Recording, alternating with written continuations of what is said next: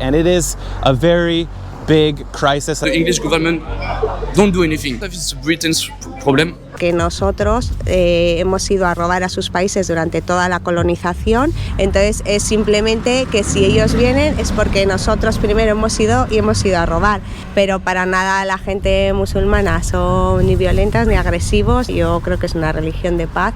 I mean, it's really an instrumentalization of Islamophobia. We are also witnessing a militarization of the border and a broader closing of that border. Everyone here is from Sudan. This is the roughest situation I've seen, really. Huh? I not take photo. Afghanistan all now problem. Yeah. Taliban problem. Yeah. Taliban. Stand. This food, water, tea, all this. Yeah, kebab. It just keeps going and going and going every day, every day. This is really crazy to see.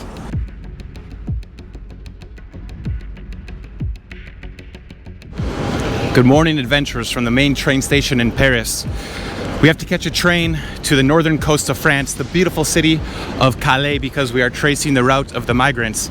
If you remember, a few months back, I made a video from the Canary Island, El Hierro, the smallest island with a population of around 11,000 natives. Well, that's basically being taken over by the migrants coming from Northwest Africa.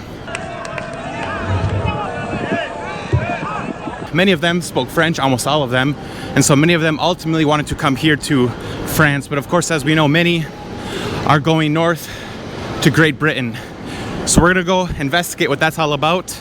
Let's catch a train to learn about the history of this beautiful country of France and what's going on here in 2025. I'm excited. Let's go.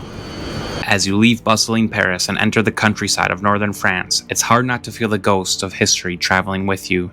These green rolling fields and quaint villages once bore witness to some of the most brutal fighting the world has ever known. During World War II, this region was not just a strategic crossroads, it was a battleground for the very soul of Europe.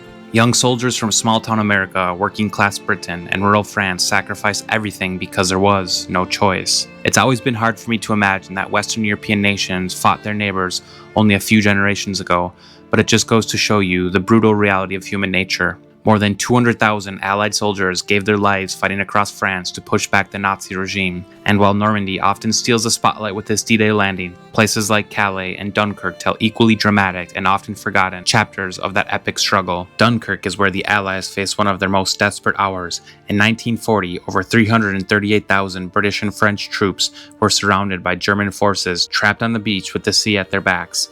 What followed, the miracle of Dunkirk, was a massive evacuation that became a turning point in the war. Civilian boats, fishing vessels, and anything that could float crossed the English Channel to rescue troops under constant bombardment. Churchill called it a colossal military disaster, but also a deliverance. And then there's Calais, where this video takes place. The Nazis fortified this city, mistakenly believing it would be the main landing point for D-Day.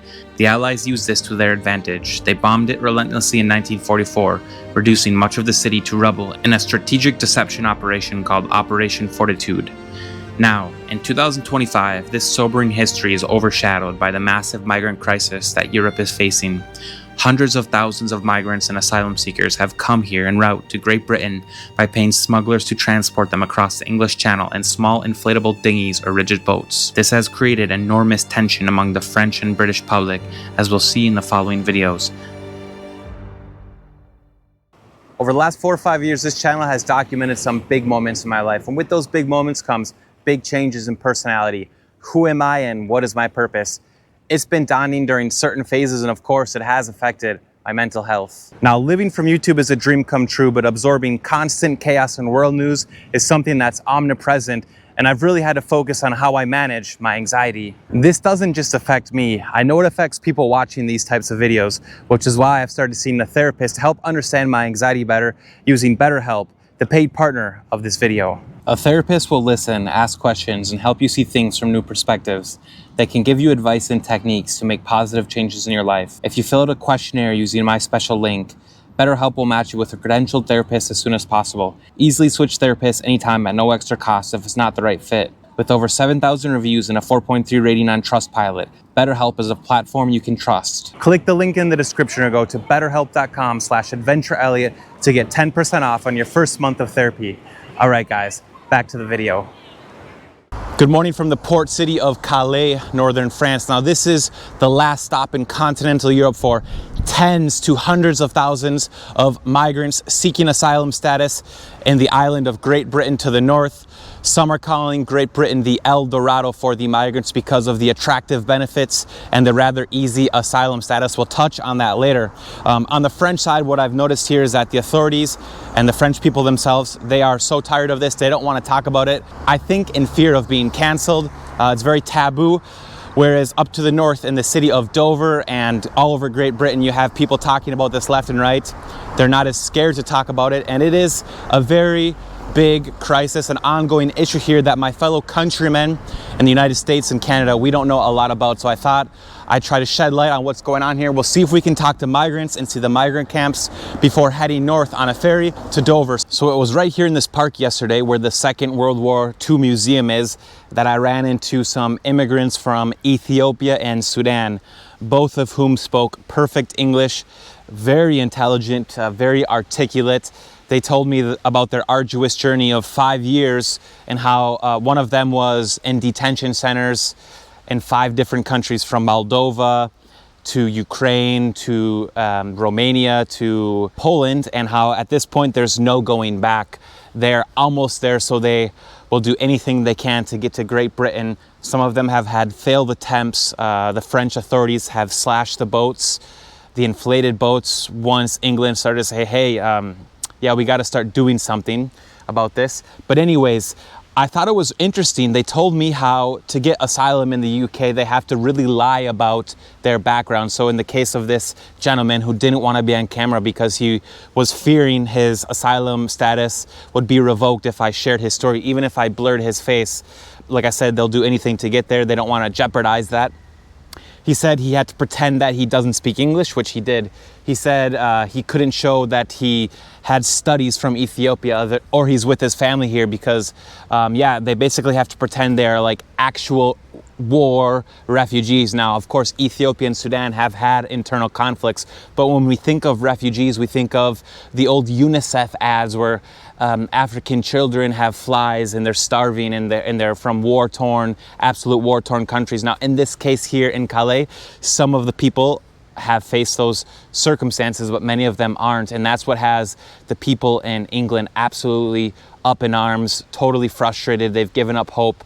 They do not like what's going on. And it's the tax-paying, the working class, the hard-working bloke, as always, who's been affected by this because the wealthy people, the politicians, never going to see this because they live in mansions and they live so far from reality. And yeah, I was just kind of shocked that he's like, yeah, we just have to lie about our journey. And I said, well, what about when you get to the UK? Could you give me an interview? He's like, nope, because then they could catch us in the lie. And I've had friends supposedly have their stories be told and then their asylum status was revoked. I don't know if everything he was telling me was truthful, but I just thought it was weird, the loops and the tricks they do to get asylum status. But at the same time, I don't think it's great to just, put all immigrants in one basket because, for example, in the Canary Islands, we've seen hundreds of migrants arrive. On my previous video there, the smallest island, El Hierro, 10,000 natives there having to deal with a massive humanitarian crisis as well. Most of those people were from Mali and Senegal, and of course they don't want to go to Spain because they don't speak Spanish, even though many of them end up having to sell trinkets and not paying taxes in the beach resorts and, in Mallorca, in the southern coast of Spain, etc. It's basically a lose-lose situation. But most of those people want to go to Paris, where we saw in the last video, we saw the African area of Paris, which is like essentially like the capital of Africa, if you will. But anyways, what's going on here is just very systematic. It's very creepy to see. Some of these migrant camps can be dangerous. They told me that there's internal fights. Like I said, they're willing to do whatever they want. If someone's going to threaten their life, they come from countries where they've seen death, where they've seen fights, and they're not afraid to defend themselves. And whereas here, people in Europe we've been super empathetic and super receptive to helping people for so many years, but now it's starting to really stab the European tax-paying citizens, like I said, the working class, right in the back. So in the distance there, we have makeshift tents of migrants under the bridge as well, right next to the church. This is going on in a lot of Calais. It looks delish. Here. Thank you. You're welcome. Good luck. Okay, ciao. Bye-bye. We have migrants from Eritrea, a communist country here. They have no money to continue and they're just an isolated family. Bye-bye with a child. Tough situation for some people to be in. But just over here, you guys, it seems like there's migrants waiting for food. You see they're cooking chicken there because it costs a lot of money to pay the mafia to, wow, look at these conditions. It costs a lot of money to pay the mafia to get across. I've heard up to from 2,000 pounds to 5,000 pounds. Now, just where we saw that Eritrean family, they were camping there. Here on the other side, there's a center. I think there's a food truck, some migrants playing football and receiving food. So we're gonna go see what that's all about. That's a total different situation because they seem to be getting help where this Eritrean family is on their own, essentially. Y vengo de Bilbao, del País Vasco. Yo soy trabajadora social y llevo muchos años de activismo en diferentes espacios. Cuando personas políticamente de la derecha te dicen, oye, esto trae problemas y esto no está bien para las personas porque vienen a delinquir, etc., ¿cómo respondes a las personas que piensan así, que solo trae problemas, la inmigración descontrolada? Yo creo que la migración es un derecho, que las fronteras no deberían de existir y yo respondo en que son personas y que no son delincuentes, porque delincuencia hay en todos los sitios, también dentro del pueblo vasco hay personas delincuentes y sobre todo lo veo como algo de justicia social porque nosotros hemos ido a robar a sus países durante toda la colonización y si ellos están en esa situación es porque desde Europa a través de la colonización arrasamos con sus países y seguimos, porque todavía Francia sigue colonizando, Marruecos, Argelia, un montón de sitios, España también y cualquier país de la Unión Europea, como Inglaterra con Egipto. O sea, que es como hay una pseudo colonización todavía. Entonces, es simplemente que si ellos vienen es porque nosotros primero hemos ido a robar. Y se piensan que como nosotros fuimos a robar todo lo que pudimos y expoliar y a violar a las mujeres indígenas de allí, ellos van a venir a hacer lo mismo.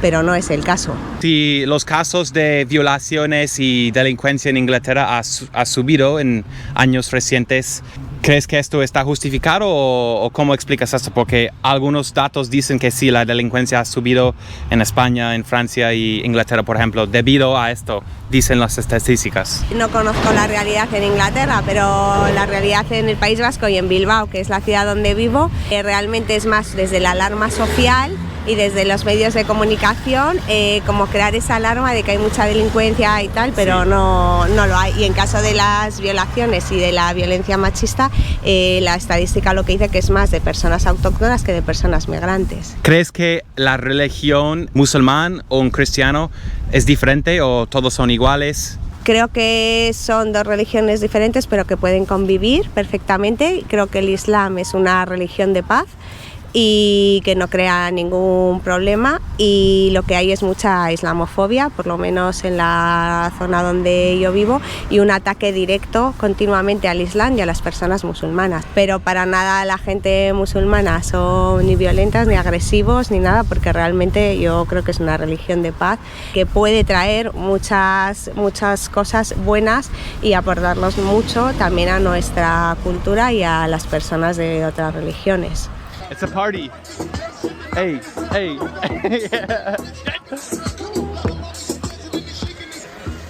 Hello, assalamu alaikum. Hello. So this is just an area to join people, and this is an area where they bathe. Are you from Egypt? Egypt.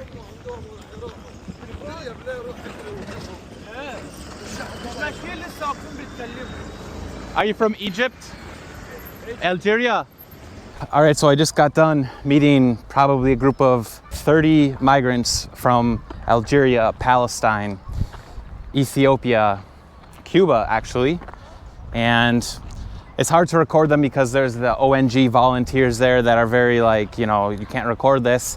Truthfully, the people I met, there was like 5 Spanish people. They were friendly, they were nice. I think many of these people have good intentions to help out, but it's one thing to come here and volunteer and spend a few hours with people giving out coffee and dancing, and it's a different thing to receive them and host them in their house. So it's like, if you're gonna support this, maybe you have to receive them in your house. You have to house them, because yeah, none of them spoke English. so these people are different than the Ethiopians I met. They didn't speak a lick of English. And of course, they answered on the translator they want to go to England. Some of them were under 18, so I have no idea how that's going to work. They're sleeping in a migrant shelter. They're now going around the town, and the migrant shelter is this way. So this is what the town has become. We see this bus up here with what I presume to be, I don't know, maybe we should go follow it. Hello.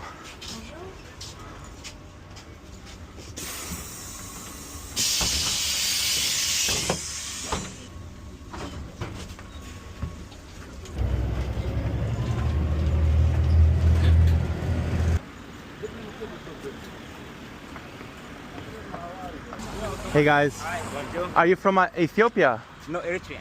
Oh, Eritrea. Yeah. I'm from the United States. You're welcome. Yeah. Are you guys living nearby? Yeah. Yeah? Yeah. Can I see it? Okay, as you wish, but what you want to go for it? I want to meet the people living there. Okay. I just walk there. Yeah, you walk just a street, you're going to find them there. You speak good English, bro. Yeah, again, it's... Was Eritrea a very difficult communist country? Yeah, for sure. Very difficult. Yeah, very difficult. All right. You want to go to England, right? Yeah, I want to go, yeah, to the UK. Well, with your English, I think you'll do just fine, all right, mate? Yeah, you guys, I sympathize with the Eritreans because that's like worse than Cuba. You remember my Cuba series? Yeah, communist dictatorships are always hell on earth. So we've gotten to the outskirts of Calais, and apparently there's migrant camps basically scattered all around. But I ran into a group in the center. You see the group scattered all over from different nationalities, it seems. It seems like certain countries obviously hang out with their fellow countrymen, and then from what I understand, they probably live with each other. This morning we saw the Algerians, the Palestinians, the Egyptians. Now we're seeing, I think these are Sudanese. This is just a daily part of life for the people in Calais nowadays. Hello. Are you all from Sudan as well? Sudan? Everyone here is from Sudan? No. No, Eritrea? So this seems to be the Sudanese. Hello. Sudanese. Are you from Sudan? Yeah. Okay. Sudan. Hey guys. Good afternoon. You're also from Sudan. We are in Sudan. Sudan, Nigeria. Oh, Nigeria? Yeah. Which one of you is from Nigeria? Oh, that way. All right, guys. Bon appetit. Bye-bye. So when I spoke to many people from here, asking them where the migrant camps, they all pointed on the map towards these swampy grassland areas, and we've seen that so far. Ooh, looks like there's an encampment over here. Yeah, I feel this is too invasive, but I mean, I suppose this is public land or anyone's land as they've claimed it. We have some roller skates there. Oh. Hello, is anyone here? Yeah. So from what I understand, parts of Calais are just, I guess, taken over. Some of those guys back there told me that they want to stay in France, but I think what's going on is if they can't afford to pay the mafia upwards of £2,000, then they're just kind of shit out of luck and they just have to stay here and depend on government help. The chicken they're eating, they have some sort of subsidy because how are they supposed to work? They don't speak French, English. Rough situation out here, you guys. In the lands where our grandfathers fought, it's just so ironic. Hello. Hello. Do you speak English as well? English, one. A little bit? Yeah. Are you from Sudan as well? Why do the Sudanese people come to this part of Calais? It's okay. Okay. Do you want to go to England or do you prefer to stay in France? Yes. Or which one, France or England? France. Okay. How was your journey here? Was it difficult to get here from Sudan? How many months or years did it take you to get to France? English one. Okay. All right, brother. See you later. Yeah, right out here where our grandfathers and great-grandfathers fought. Just a strange thought. These grasslands were filled with troops liberating France. I just can't stop thinking about that as I walk through this. I feel like I'm in the TV series Band of Brothers. Fast track, straight ahead. Yeah, so there's really no way I would have found that Sudanese Eritrean camp coinciding with those guys on the bus at that random moment there.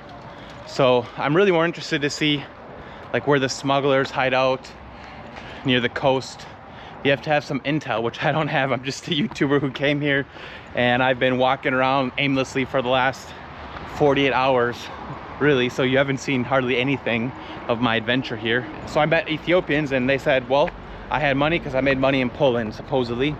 And I pay the mafia, and they guarantee me that I'll get across. So they don't like scam them or steal from them, from what we've seen in like Mexico with the coyotes there. That's like a whole different horror show. But speaking of Mexico, this Ethiopian I met yesterday, he even was gonna go to Mexico, he said, but then Trump got elected. Just talk about prevention right there. Trump gets elected and they don't even dare bother with it anymore. So if you cut off the benefits, imagine how that would affect, trickle down into Europe. Upon exploring more, I finally found an area in the industrial zone with an old building converted to a shelter where hundreds of migrants are housed in really poor and unsanitary conditions. Inside the building, there were hundreds of tents, which I wasn't able to film. Keep in mind, I went there alone and it's hard to tell what's safe or not. Logically, the migrants know that if they commit a crime, that it will jeopardize their chances of getting to the UK. But in June, an Iraqi man and Afghani teen shot a Sudanese man. This is what makes the situation scary, because many of the migrants themselves are scared, but you just don't know who these people are and what they have been through. The truth is, the whole thing is just one of the creepiest things I've ever felt, and there is just an uneasy feeling in the air in Calais. Why should it be the UK's responsibility to save these people? It just doesn't make sense to me. A man has been shot and killed in the same illegal migrant camp I reported from last week. There are camps dotted all around the Loom Plage area, and as I showed you, the illegal migrants in them are becoming more aggressive. So they make a bit of noise. All right, we're going to have to get out of here. We just had glass bottles thrown at us. Yeah, we just had a glass bottles thrown at us, and I think it's probably best if we get out of here. Hey, brother. Yeah, this is the roughest situation I've seen. This is where they're drying their clothes. It smells really... Huh? I not take photo. I'm not taking photo. Yeah, very bad hygienic conditions here. Okay, bro. So we're at the newest migrant camp. This is like an old industrial building, and inside of it is hundreds of tents. The conditions are absolutely horrible. This Afghani man behind me, extremely friendly. I keep asking him if they want to be on an interview, and they decline, or I don't think they quite understand the purpose of this, because I want to get the stories of some of the migrants that can express themselves. But he said he came from what's known as the jungle. The jungle was another migrant camp somewhere else over there, and the jungle, he said, when he's sleeping, people would steal their phones, little posses would form and they would beat each other up. It was very violent, very dangerous. He says here it's much more chill, but he's deciding to sleep here. So we have a Spanish journalist here. Respect all persons. And our Afghani friend is saying that, yeah, people here are more respectful. This is the work of a journalist right here. Do you try to go with the boat? Now I have not money after Afghanistan, all no problem. Yeah. No problem, all Afghanistan problem. Yeah, Kabul leave problem, this all problem. No money, no war, no job, this problem. Taliban problem. Yeah. Taliban, they take the power. Brother. Thank you so much. Thank you, brother. Alhamdulillah. Thank you. You're a nice guy. You're a nice guy. All right? Yeah, you also Thank you. from to Thank you, brother. You're welcome. Gambia. You're Sorry, welcome. This, No problem. Sorry. Remember, there are nice people in the world. Okay, thank you. Yeah, and thank you. when you get, if you get to UK, you have to be a good worker. Good. Yes, thank you. Honest. Okay, you now, brother. Okay, you come. Me, this for you, this respect. I understand. This food, water, tea, all this. Yeah, kebab, drink. Yeah. After London, like this. Yeah, here not money, not. No problem, bro. I don't care. Thank you so much. Thank you. I know a good person when I see one. Okay. Thank you. All right, brother. all right, brother. Thank you God so bless. much. God bless. Bye. So just here in the outskirts, I ran into a nice guy who's been living in France for how many years? For I now 6 years in French. And you're from the Gambia, so you learned English as a child. Oh yes. Hey guys. I am the. Of course. And how's your experience been in France? You're not going to England, you live here, you're a French resident, you probably work here. Yeah, of course I work here. I have even a boy here. You have a son? Yeah, of course, my son is. Nice. Is here. So we just saw the migrant camp, and what are your impressions of the migrant camp? We see a lot of them coming here. We were talking. You said you feel very privileged because you don't have to live in these same circumstances. Of course. These people, they live a hard life, you know. Because all of these people, they don't want to stay in France. They want to move on to England.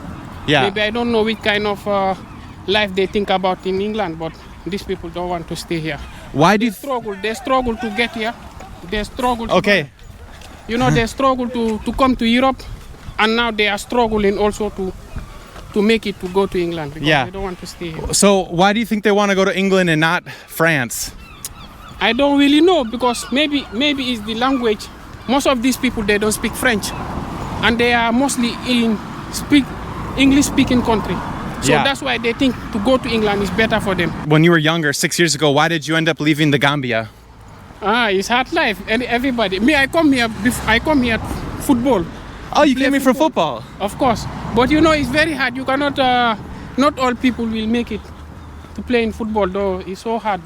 So that's why you have to move on and. Were you like a football star in your country? Of course, I play. I was playing in Gambia. I think, if you are in Africa, you think that if you come here, it's very easy to make it, Yeah. But if you come, you will see different kind of challenges. Yeah. And then you see that you are wasting your time, that you move and to look another job. When they come to Europe, what they will face the challenges here, I think that they will stay in their country. They will not come here. They will not go back. If they go back, they will tell them, you are a failure, something like that. Yeah. People are going and you are and you want to go back. They're not back. That's why they say, I come and I force. I will not. There is no going back. Once you cross two continents, Continents. some of them have been in jail. Of course. But do you think it's a problem that some of them, we don't know where they're from? We don't know if they have criminal history. This is what some people in Europe are saying, like they're fighting age males. We don't know what their intentions are. Most of them, of course, have good intentions and they just want a better life. Uncontrolled immigration is really worrying a lot of people. This kind of immigrants people, I think it's the kind of problems that are going on in the world. Yeah. This war, all where, poverty. That's why we have immigration. Yeah. If everybody have good in their country, I don't think people will come here. At the train station, we just saw like between 50 and 80 migrants. You said groups, they're friends from different countries. Yeah. Now they already left. They already left after 20 minutes. 20 minutes. Maybe not all, maybe 15 minutes already. I don't know where they went, so now they have to look for some place to sleep. To sleep. And it just keeps going and going and going every day. This is really crazy to see. So behind me we have a little protest here in Calais, protesting the fact that in 2003 a migrant boat capsized off the coast of Italy. 94 people lost their lives, and Giorgia Meloni apparently promised them family reunification. So they're basically here to protest the broken promises and the criminalization of the NGO groups that help support the migrants. So this is, the people who are very pro-migrant. They, of course, want to have a safe passageway for the migrants that are going north to Great Britain. The European Union and its member states are implementing externalization. It means like they're collaborating with states, if we can talk about states like Libya, collapsed states like Libya or Turkey, which are known for violating human rights, basic human rights, and they're collaborating with them. So these countries, and in Libya, these militias, protect the European borders. They give them funds, they train them, and it has very deadly consequences. The Union organized and its member states also organize pushbacks. For instance, there has been authentified and observed pushbacks in the Evros River between Greece and Turkey, in which we saw the Greek authorities pushing away and even pulling the boat of migrants trying to cross that river. We are also witnessing militarization of the border and a broader closing of that border, like in Ceuta and Melilla, where you have 12 kilometers of 3 levels of border, and it costs more than 33 million euros. So it's really these 3 levels of migration policies are really creating this. And the question is, are they unwilling or willingly trying to kill migrants. Yeah. But the question is it's not one or two casualties. It's like hundreds, thousands of people dying from these policies, as we know, because we don't find all the bodies. When you have more than 10,000 deaths at the European borders, these deaths are not the consequences of their will. You cannot continue to implement such policies knowing what they produce. What is the solution for this crisis? First of all, only respecting international law, Geneva Convention, Human Rights Declaration, by letting people seek asylum at our border. So first of all, you need to stop that pushbacks and these militarizations that are absolutely unlawful. First thing. Second thing, you are also breaching the maritime law by creating risk at sea for people who are already at sea. When you are funding like Libyan militias who have been seen with guns at sea, even targeting migrants, but also NGOs during safe and rescue operation. You must stop this breach of maritime law, and you must not only stop impeding safe and rescue operation, but even funding safe and rescue operation. Do you think there's any negatives of this type of migration to the UK, to France? If we open the borders, there won't be mass migration on the long range. Maybe for the first years there will be a lot of migrants, but migrants, if they can, they want to stay with their family, they want to stay in their lands, they will go back and maybe come back for job opportunities and they come back. I don't see any problem with that. I think it's going to can bring positive things. It can bring like more mobility and more equality among living conditions worldwide. Actually, right now, remittances are 3 times more than the state support for development. So migrants are doing much more in terms of worldwide equality than development that states in trying to develop like third world states, as they call it. Do you think uncontrolled Islamic is a problem? I mean, I don't know. These people, they never met migrants and people on the move and refugees. Here in Calais, we have people from Afghanistan or Sudan who are Muslim, but there are also a lot of people from Eritrea who are Orthodox Christian, from Congo who are Catholic, who are seeking asylum. So, I mean, it's really an instrumentalization of Islamophobia against migrants. So not all of them are Muslim. And those who are Muslim, a lot of them, they are actually trying to escape extremism. They are trying to escape ISIS, Daesh, and so on. People from Afghanistan, they are trying to escape the Taliban. So, I mean, what are we talking about? Really, what are we talking about? This is a way to instrumentalize Islam, migrants, and the fears they can create. That's it. We're at the front of the protest now. And interestingly enough, there's a lot of Spanish people. Many Spanish people. Hola.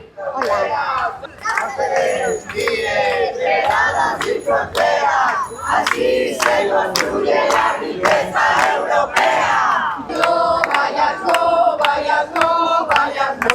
No, no vayas, no vayas, no vayas, no. No, no vayas, no. So this chant in French, I was told, means destroy the borders. Something like that. Like, borders don't need to exist, for example. How do you feel about the migrant crisis here in Calais? So I'm living in Calais since I was born, and every day there is people who are trying to cross the borders, and we know that there is people who are dying over there. And the French government, the English government, more than that, more than the French government, the English government don't do anything. They're just like, okay, they are dying, and they don't care. So as a Calaisian, that's a big problem. This is an ICD, and we don't need to see dead people in our sea. So, so no, there is a big problem, and the government need to move, need to understand what's wrong. So where do you think the migrants should end up? Is it Britain's responsibility or is it France's responsibility? For myself, it's Britain's problem, because the border is in France. They put money in the borders in France because they don't want to deal with this problem. And we know that in England there is laws where people can work with less price, and so that's why people want to go in England. For me, they need to chat with each other and just find a solution to stop the death of the people. That's the main point for now. Do you think Calais has developed a bad reputation for just this? Because Calais is known for its beautiful beaches, its history. It was bombed in World War II, but now it's only known as a migrant city. No, it's not. It's not like that. For me, you see, I'm just in a bar. I'm just drinking my beers. I know that there is problem, but we need to live and we need to help those people. So thanks to the association who are there to help those guys. Me too. I try to do my best as a Calaisan, but I'm just a guy. I'm not the government, so I cannot do anything. But no, Calais is a nice city, and stop watching the TV. Stop watch all are they saying about this. It's a nice city. There is a problem, but there is a problem everywhere, and we need just to understand the people why they want to go in England and try to help them more than just let them die in the sea. That's the main problem. We just don't hear them, and so all right. Yeah. Thank you so much. You're welcome. Bye bye.